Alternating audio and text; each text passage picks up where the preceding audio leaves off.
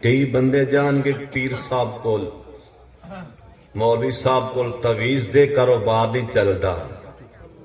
मौलवी साहब तवीज देंगे लिया के दुकान नाल बंद है, गड्डी कार नाल बंद है, ट्रैक्टर नाल बंद है। जेड़े मौलवी साहब ने तवीज लिखिया है ना, वो सारा मौलवी मेरे वाले वेखो, वो सारा मौलवी मड़ा के ना चमड़े विच सारा मौलवी बन्नो दुकान दे नाल, ओनू बन्नो ट्रैक्टर दी छत नाल, सारे मौलवी नू बन्नो।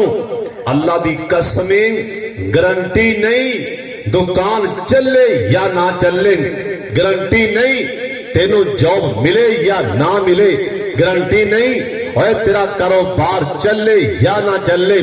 गारंटी वाला कम दसन लगा, गारंटी वाला ए जिन्ने आखे आउंदा ना ए मोहम्मद सोने पैगंबर आखे है। आपदे बुढ़े बाप दा हया करो, आपदे बुढ़े प्यो कोलों दुआ कराओ, बुढ़ी मां दे पैरां च बह जाओ।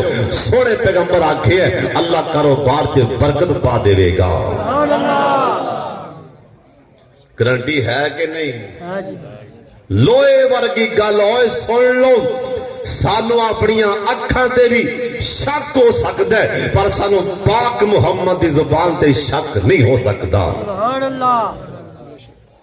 सोने पैगंबर की जुबान जो निकल जाता है हक निकलता है। बोलो जिस ओए जवानों जिंदे कोलो तंग आके तंग, जिंदे बुढ़े प्यो दे अथरू जा पैन, समझो खाना खराब हो जाएगा।